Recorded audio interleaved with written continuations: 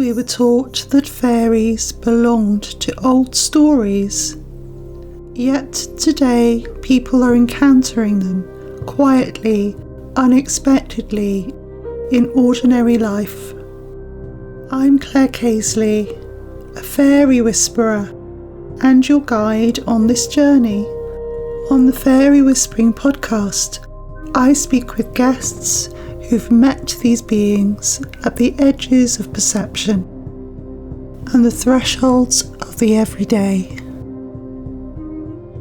To catch a fairy whisper, you have to listen closely. Listen with me. Welcome to Fairy Whispering. I'm Claire Casely, your host. Before we meet our guest for this episode, I'm excited to announce that my book series, The Heart of Pixieland, West Country Fairies and Their Haunts, are available on Amazon. If you enjoy the feel of this podcast and intrigued to know more about pixies and the landscapes they haunt, you'll enjoy these books, with a fantastic foreword by Joshua Cutchin to boot. Josh has also given my work a mention in his new book, The Inverted Path, which includes a chapter on pixie leading. Thank you to my listeners and to my wonderful patrons for supporting my work. You can join the Fairy Whispering patron community for early release episodes, extra episodes and special audio releases from my Fairy Whispering library. Now, imagine this. It's a blazing summer's day on Dartmoor. You're crossing an old stone bridge, the river moving below, trickling by gently, when something catches your eye on the bank, and you see it's a young girl. She's dressed in smart black and white, perfectly neat, drawing with a stick in the sand, and somehow completely out of place. This is part one of a two-part episode. I'm joined by Ian, whose unforgettable encounter beside that river has stayed with him ever since.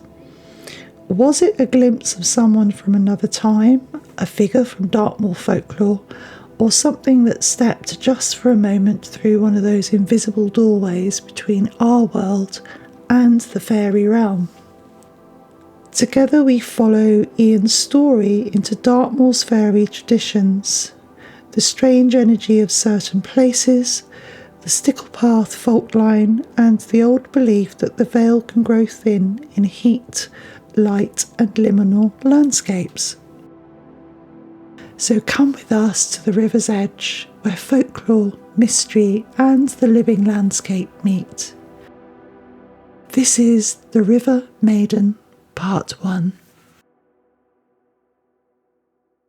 I'm here with Ian today, who contacted me about some experiences on Dartmoor that he's had. Is it just Dartmoor? It is mostly Dartmoor, yes. Yeah. Okay. The edge of the moors. So thank you for contacting me, Ian, and for agreeing to speak with me. Pleasure. Have you always been very intuitive? I think so. Ever since I was very small, I immediately got into comic books and fantasy. I think when I was about 4, my mum used to bring me back comic books when she'd been shopping in Exeter. And I was like reading. I wasn't interested in comics like the Beano or the Dandy or anything like that. I thought they were just for little kids and I just didn't get them. So I was like reading Spider-Man and the Tomb with Dracula and Planet of the Apes. Fabulous. Yeah. And I could remember there was a cartoon on TV at the time called Rocket Robin Hood. And I used to like watching old like swashbuckling films with pirates and old Robin Hood movies with Errol Flynn and stuff like Classic, that. yeah. And when I was a kid, the Tarzan movies were always on TV as well, so I was always into high adventure and Sinbad, Jason and the Argonauts. Oh, I love those films. All the Ray Harryhausen films, and then when I was a teenager, Robin of Sherwood. Used to love Robin of Sherwood, and when I was about 13, I first met one of my best friends, Andy, and he'd moved down from Chilham in Kent, and he was a member of the Knights of Chilham, the medieval reenactment. Oh wow! And I'd always wanted to do that, so he set up a small group, and I was the first to join. So I was learning how to sword fight, and cool. Yeah, and we did banquets for a few years and village fairs, and got involved with things like the Armada celebration, doing sword fights at different events, and we used to go up to Bideford in North Devon to what's the house, Tapley Park, because they used to have jousting tournaments in the summer. Yes. So we used to go up and help at those and do sword fights and things. Oh wow, that's it. Yeah, I've been to Tapley Park years ago for an event there. And Bideford is also another spooky area. And Tapley Park's supposed to have plenty of ghosts as well. Really? Yeah. Oh, right. Yeah. So I know that going back to Sticklepath, the Sticklepath fault line. Yeah, you mentioned that in your email. And I've not heard of that. So is that a paranormal fault line, or...? It's an actual geological fault line. Geological fault line, right, okay. And it runs from Bideford... Right. Down through the northeast part of Dartmoor through Chagford. Okay. So it goes through that whole area. Right. Through Sticklepath, Chagford, North Bovey, Lustley Cleeve.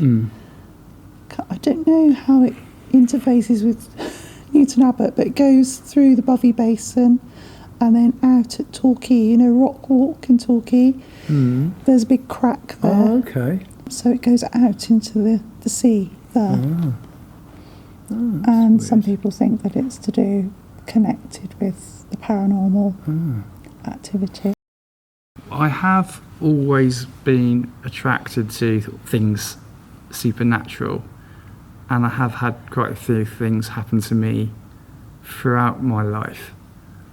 But I think I specifically want to talk about a couple of instances that happened to me more recently on the edge of the moors. I'll probably start with the one that happens near, or just outside of the village of, I think it was the summer of 2015, and looking back this morning and doing a bit of research, there was a heat wave that summer, so it was particularly hot. I remember being out walking. It was baking hot. I just had shorts on, walking boots, and was wearing a vest. And I was walking down the hill from the village towards Chagford, down into the valley, and I walked over the bridge at the bottom of the hill, stopped on the bridge to look over the side, and there was a small beach there, a little sandy beach, peaty sand, right next to the river, just below the bridge. And there was a girl stood on the sand, bent forward, with a stick of hazel, drawing in the sand. And I immediately thought it was odd because of what she was wearing. Bearing in mind it was a baking hot day, and she was stood right next to a river on the edge of the moors. She had on what I originally described as a goth Alice kind of look. She had black and white striped stockings, little Victorian ankle boots with pointed toes and quite clipped heels.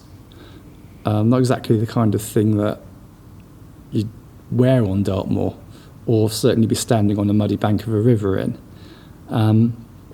She had what looked like a very black corduroy pinafore on, and a black and white striped top with long sleeves that kind of matched her tights exactly.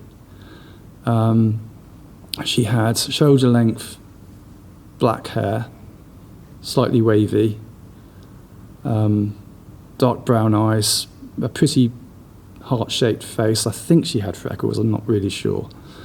And the way she was posed was very prim, almost like something from an old drawing. And the intent with which she was drawing in the sand kind of gave her almost like a kind of quaint, cute, childlike kind of look. It was sort of like a bit whimsical. Anyway, I think I cleared my throat and just went, "Hello, lovely day, isn't it?" And she looked up and just said, "Yes, it is." And she had a bit of a coy look to her, right. Kind of like wise beyond her years kind of look. And I was struck immediately that she was really out of place. She was absolutely spotless, despite the fact that she was stood on a riverbank. There wasn't any trace of sweat or dust. There was no sheen on her brow from the heat. She looked perfectly at ease, and almost like she was in clothes that she wore every day. You know, these are my jeans and t-shirt sort of thing. She was so poised and capable of, moving in them. If you get my gist. Yes. Yeah. Because any other girl that age, would have been wearing shorts and a t-shirt in that heat and trainers. It was so, balmy hot. Anyway, I thought of saying something like, "Oh, mind you, don't get those lovely clothes dirty, or your lady in waiting will be angry with you," or something like that. But I thought the better of it and just carried on walking. And after a couple of minutes, I thought, "Damn it, there's not enough closure for me." So I turned round, walked back as quick as I could, and there wasn't any sign of her anywhere. Now, I've got really keen hearing, sharp eyesight. I do a lot of walking. I also do a lot of hunting, fishing. I spend a lot of time outdoors, and I couldn't hear any footfall, any rustling. I couldn't see where I looked. I couldn't see where she could have gone.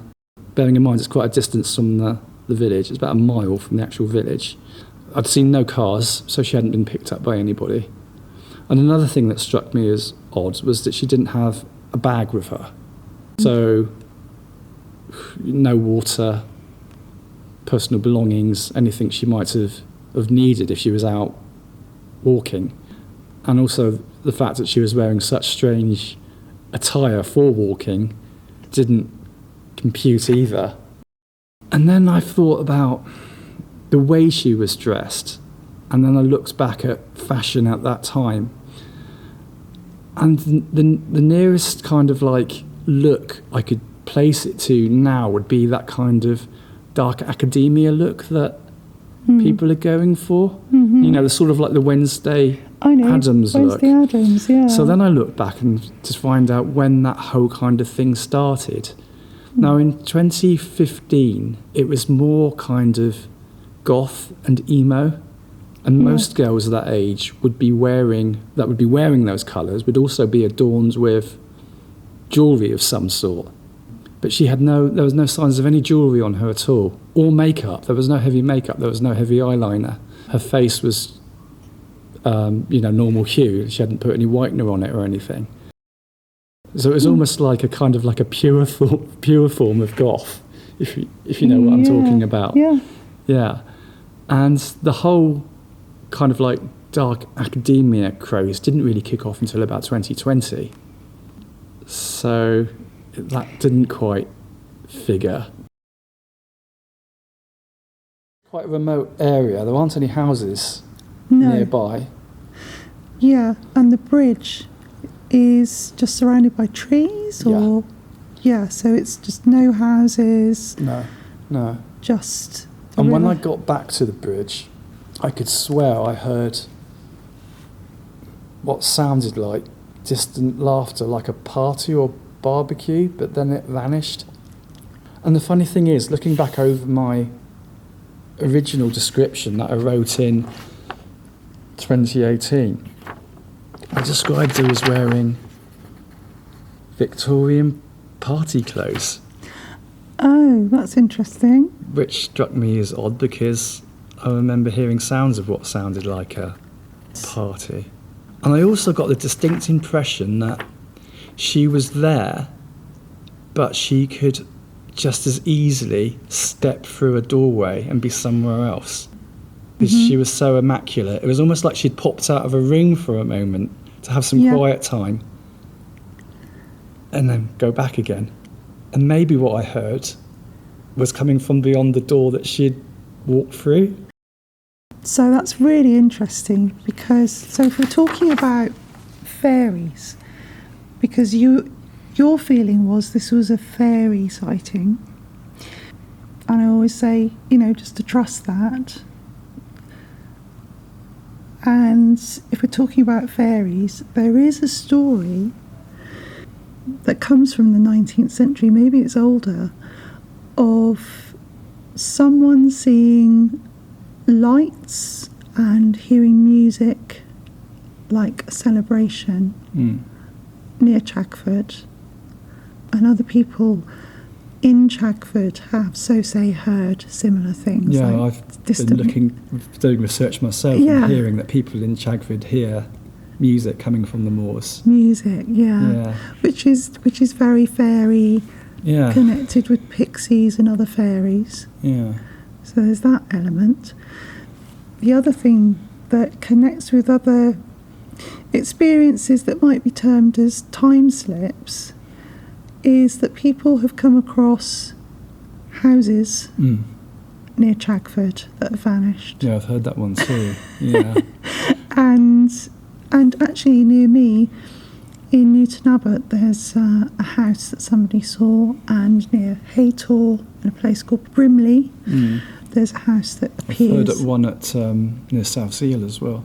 South Seal? Apparently, I think it might have been in the 1930s.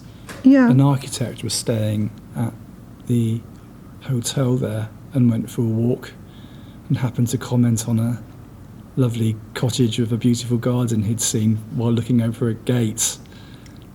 And people didn't know what he was talking about, and the next day he went back there and it wasn't there.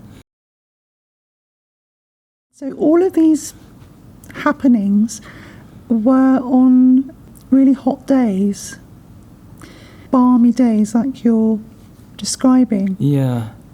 That got me wondering if there's something to do with the atmospheric environmental conditions that would Well, I did a bit of research on that, and it also said that, because I've always believed that you can, if you're going to see ghosts in the daytime, it's on hot, still days.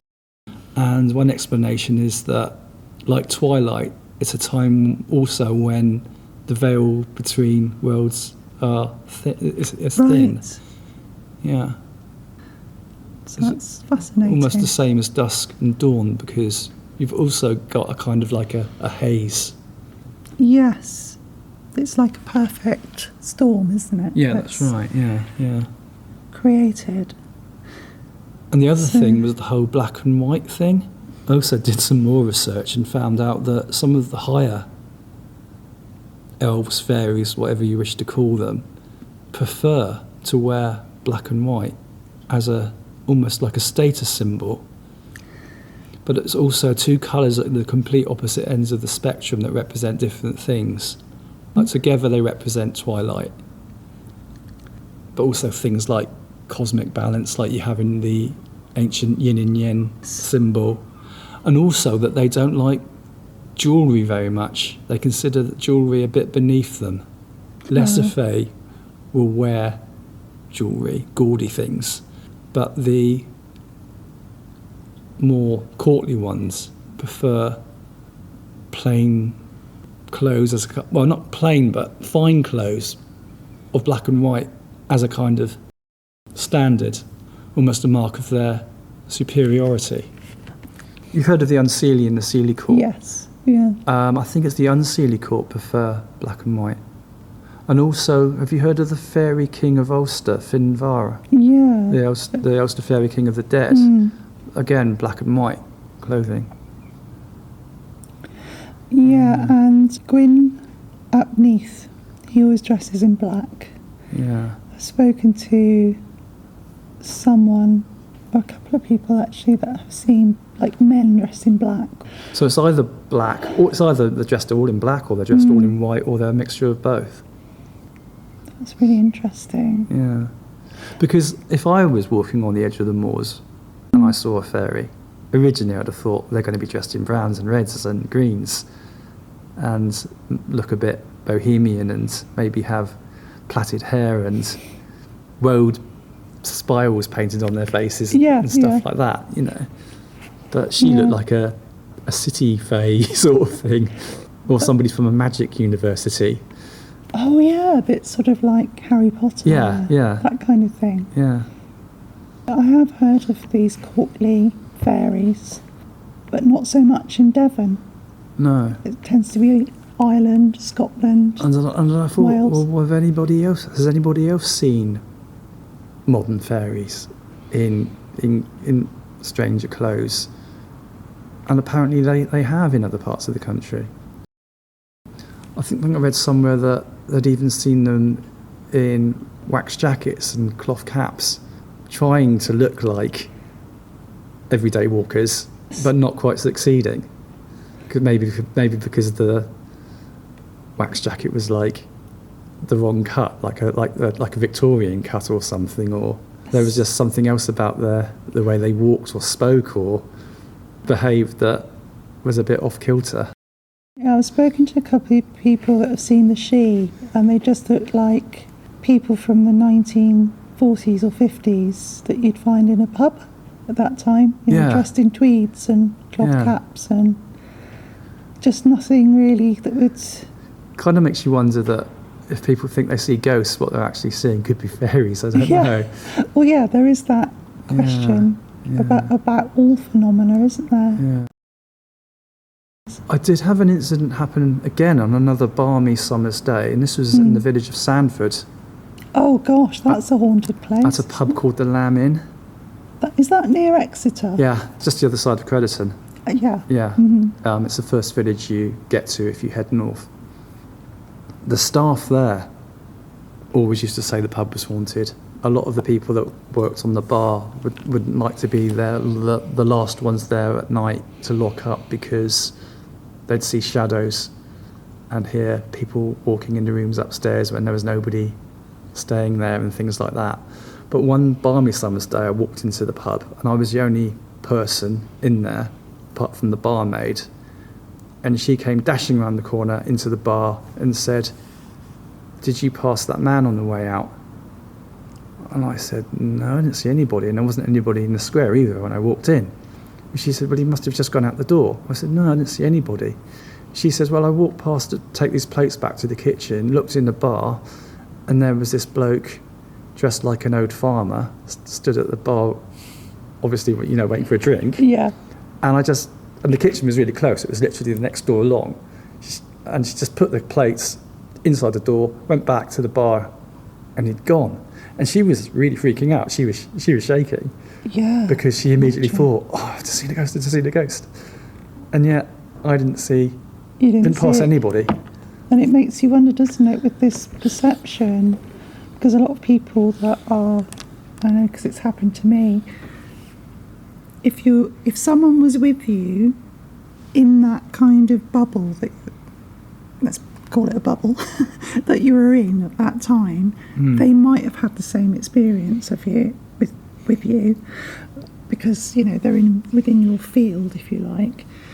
But then somebody else walking along the bridge separately to you might just not have noticed, or had the same experience. Yeah. It's really interesting how it happens, isn't it? Yeah. Oh, another thing that used to happen in the pub was occasionally they had a bar where the glasses are hung up above the bar on hooks, some of them. Like the big ones with like the tumbler type glasses or a handle.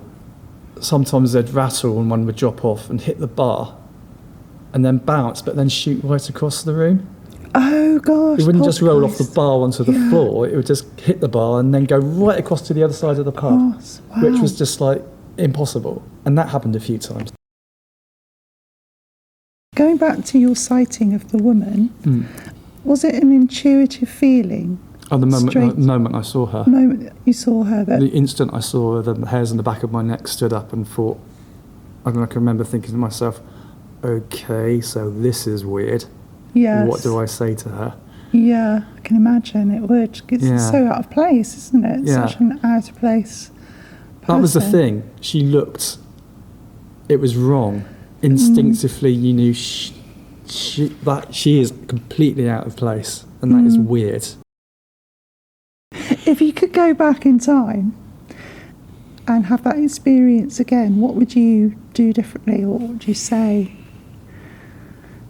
Well, apparently, if you greet a fae, you should first say hello, and then make a comment on your surroundings.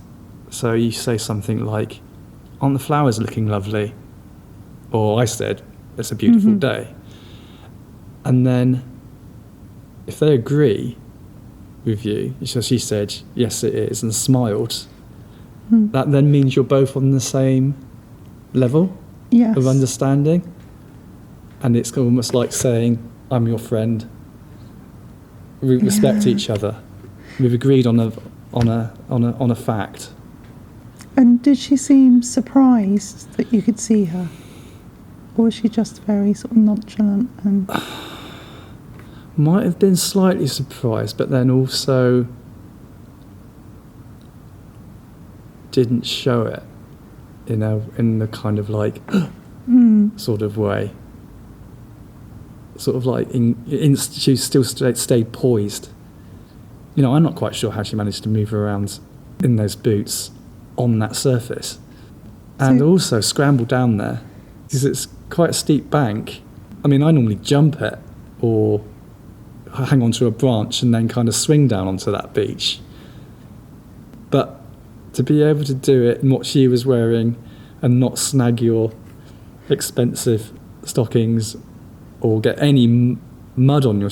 That's the other thing. Her boots were spotless. I mean, like I said, she was completely spotless and seemed to be unaffected by the heat or anything.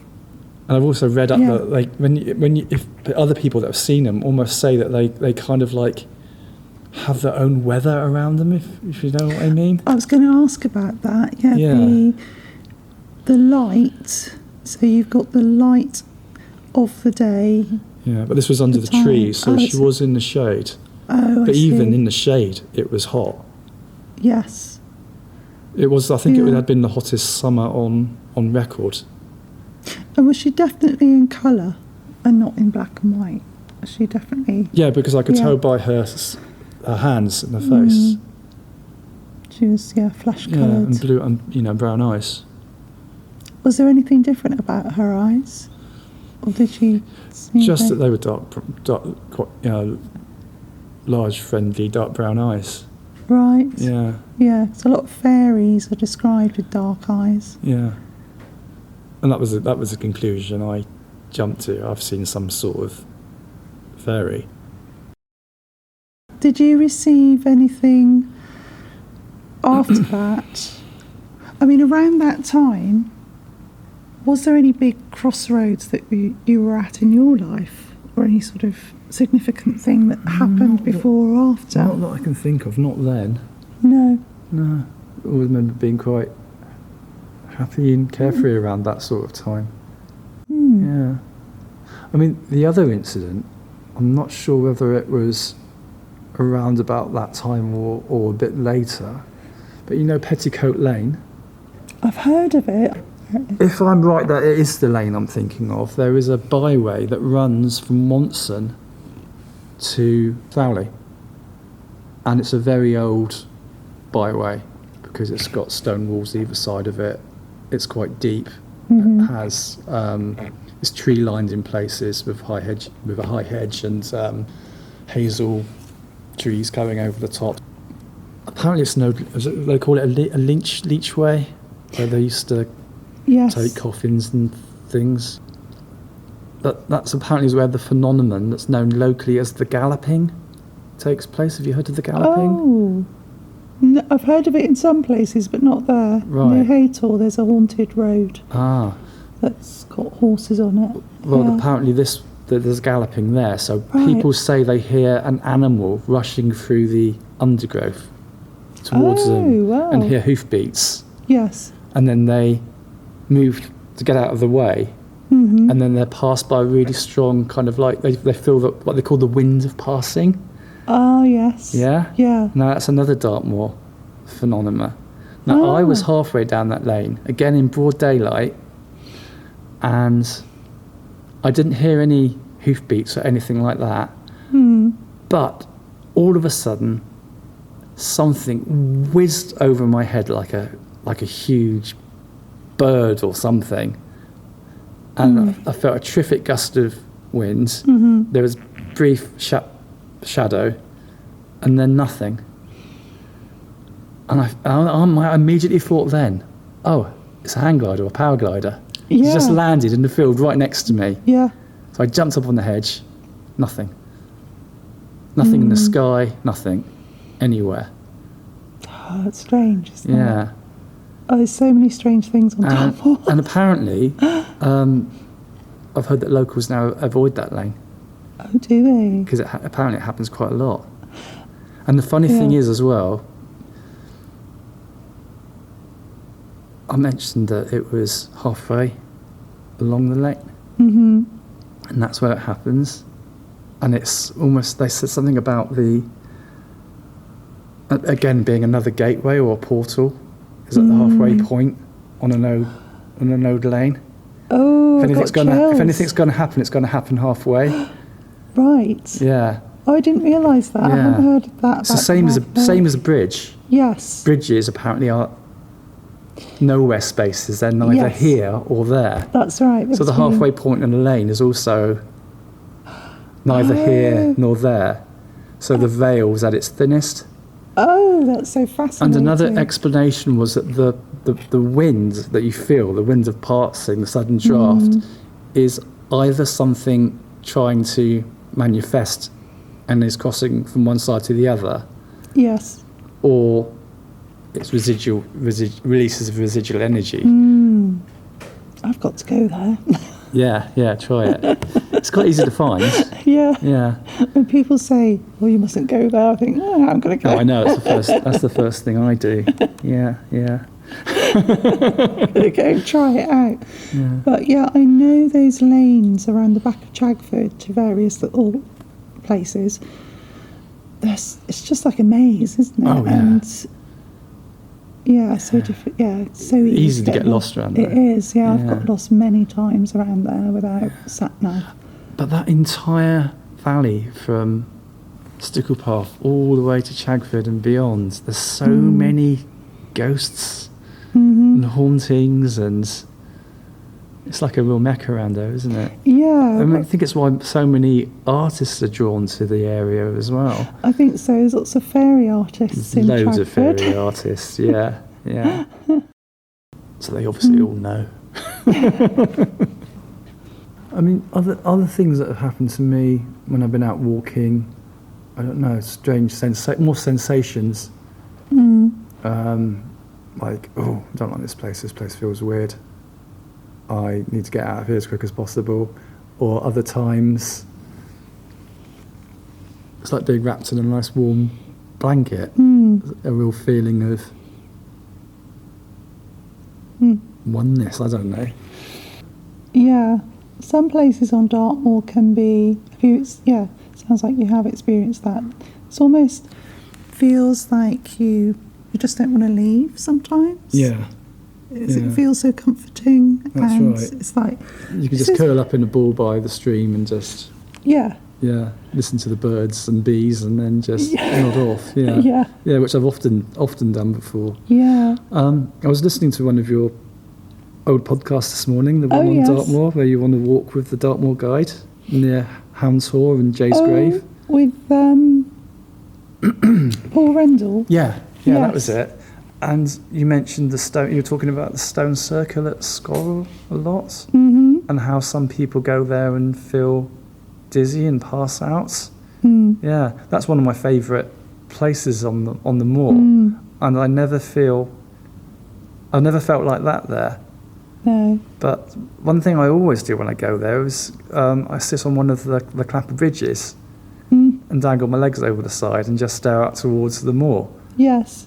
And I kind of like sit there for as long as possible until somebody comes along and just breaks the silence. But I find it a really good meditative spot just over the water there. It is. It's really beautiful.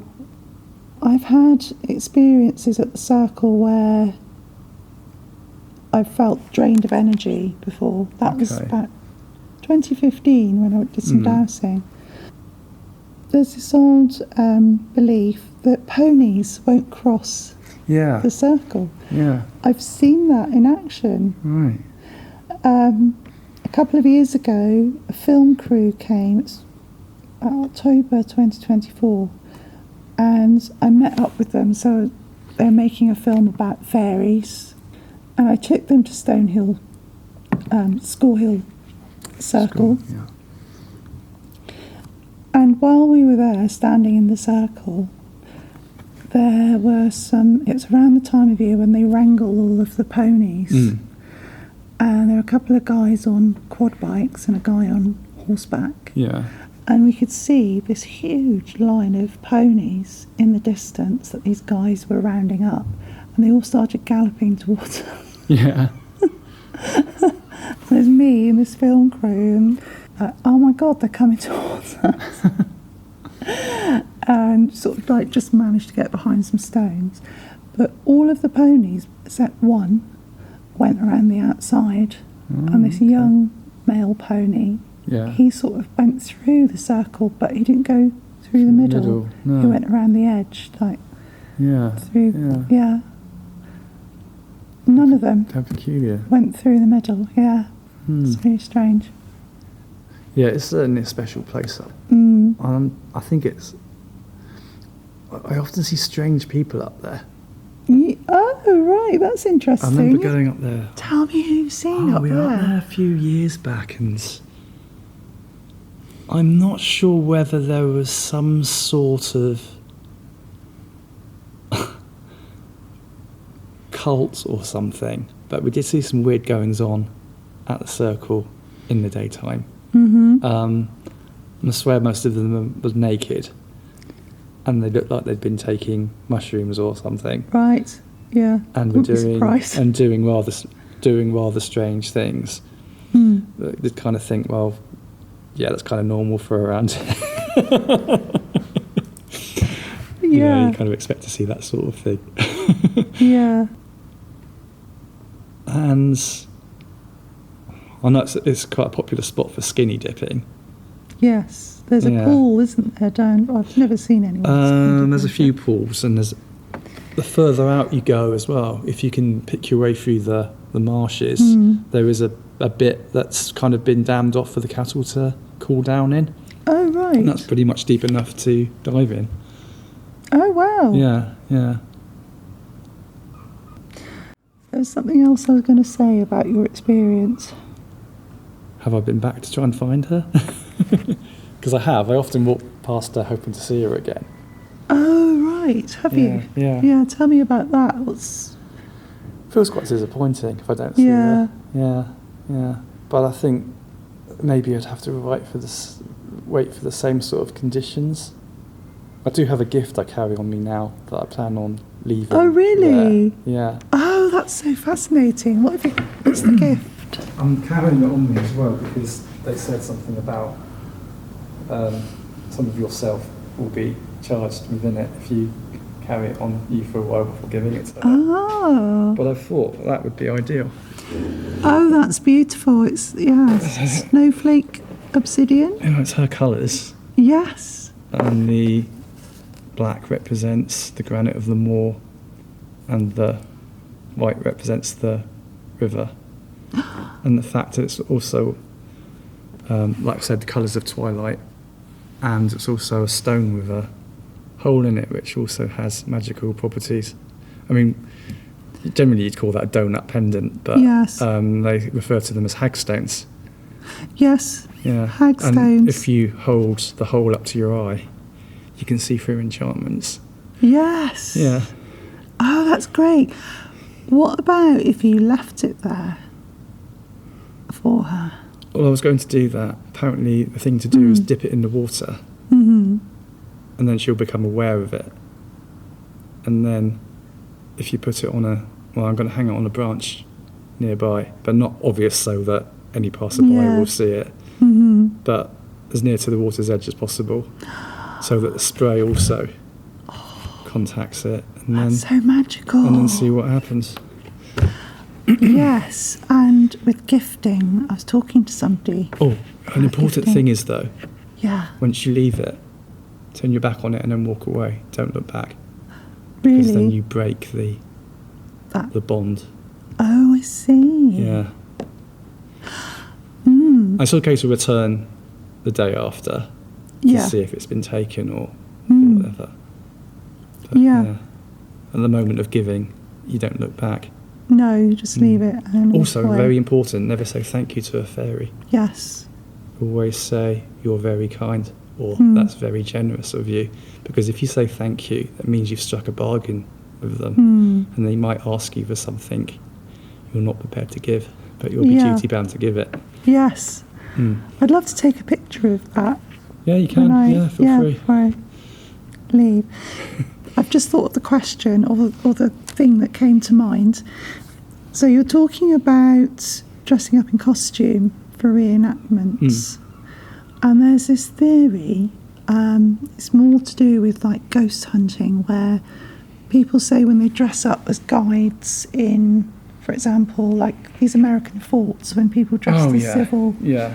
soldiers civil or war, whatever, that attracts the ghosts, because it's like they recognise you from their time. Oh, okay. And I just thought it was interesting that you have this interest in dressing up in medieval clothing. A lot of fairies that have been seen, that's one of the common things that fairies dress in, is this medieval attire. Okay.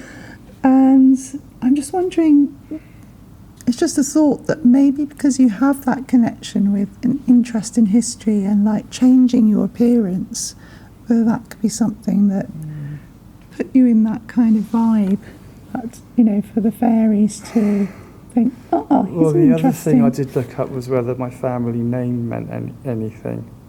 Oh, really? And then I thought, well, I'm not going to say it now No. because you're recording. No, that's fine.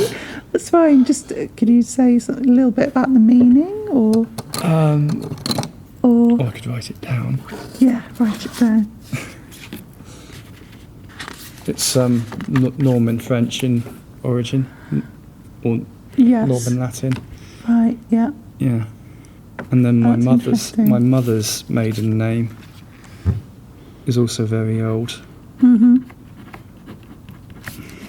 Very, very, very old. Oh wow. Okay.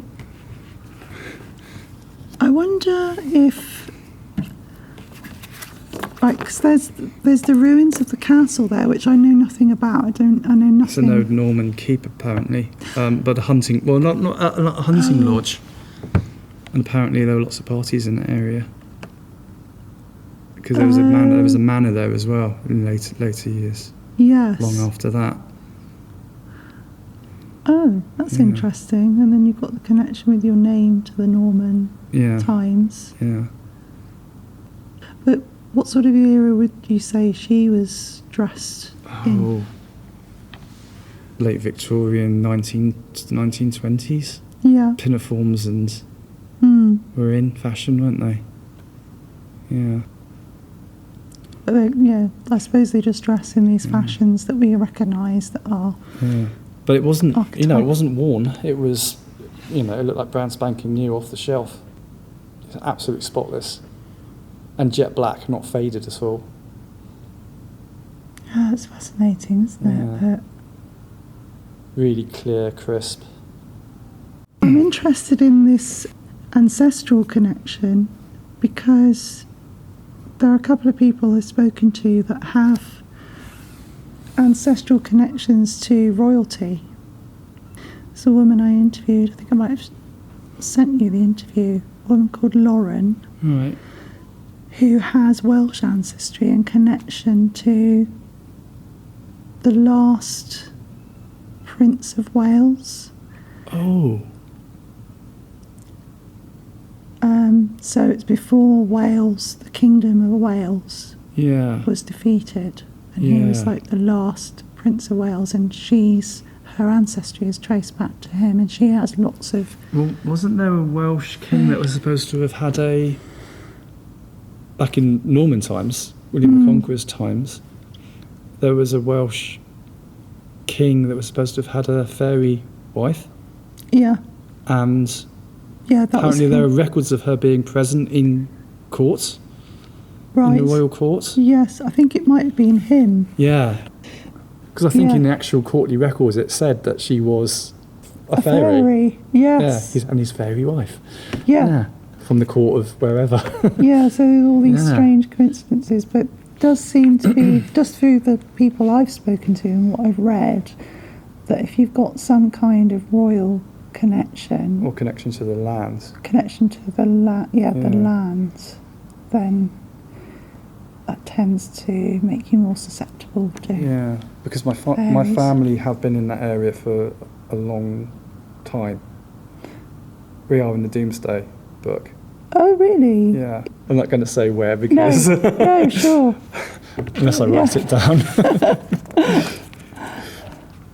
Missing some really interesting information. Top secret.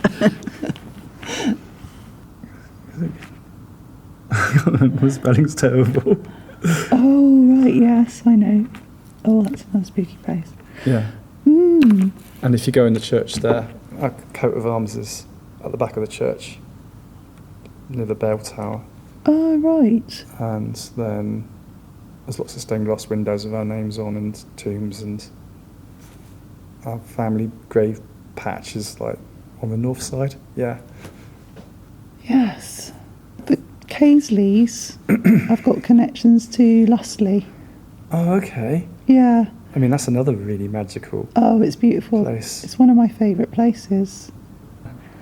Did you know Interesting. that there was a period in, we looked it up recently, a period in I think it was around about 1350, and that's when you start to see green men appearing in Yes. church carvings Yeah. and other pagan deities and images. Mm-hmm. And you think, well, what's that doing in a Christian church? Mm. And it was almost like there was a kind of like a mini age of enlightenment and acceptance of other things, Yes. and the church was trying to be more open and show that they welcomed the entirety of the world into the church, if that made sense. Oh, I see. Right. Yeah. Okay. Yeah. I heard that it's also to do with a bit of like positive marketing, because Yeah. a lot of the churches were built on sacred sites, Yeah. on hills, Yeah. and so it's a way of, well, this has always been a place of worship. Mm. Let's draw the people in by building Yeah. a church here. Yeah. Let's keep them happy by having some Yeah. familiar images mixed in Yeah. with the Christian. But that's what the Romans did. Yes. They'd go somewhere and adopt a local god or deity or spirit. Yeah. Yeah. Yeah. It's funny, isn't it? Yeah. Oh, thanks for your time That's okay. today, I hope Ian. it's been useful. It has been. It's been really fascinating. Appreciate you reaching out. And Well, it's nice to be able to talk to somebody on the same level. I've heard that people are more comfortable talking about ghosts than they are fairy encounters. And I think there's some sort of taboo around fairies. And I reckon it Yeah. might even be what do they call it? Race memory? Because even though they're called fair folk and fairies, it's because you don't want to upset them. And people always spoke about them in whispered tones when discussing them. Yeah. So thank you. My pleasure. It's really interesting. That's why I love doing this, because for people to know that these experiences still happen. Yeah. You know, they're not a thing of the past. Yeah. You kind of think that the way the world is now, if people with power, money, influence found out that magic did exist, they'd be on it like a pack of wolves. I'm sure they Time already to think, know. how can we? You reckon? Yeah, they already know. I think what we call magic is just something we just don't understand yet. Yeah, yeah. You know? Oh, thanks, Ian. Well, that's okay. It's been a pleasure. Yeah, it's been great. We'll have to do it again sometime. Thank you to Ian for sharing his encounter with us. And this isn't the end of the story, because in the next episode, Ian and I walk to the place where he had his encounter on Dartmoor. Ian does a ritual there, a gifting ceremony, and we visit some other haunted and fairy related places on Dartmoor. So tune in next time for that episode. I love getting out with guests into nature when I can. It's one of my favourite things to do. And we recorded it at solstice, so it was a very liminal time. Thank you for being here, and goodbye for now.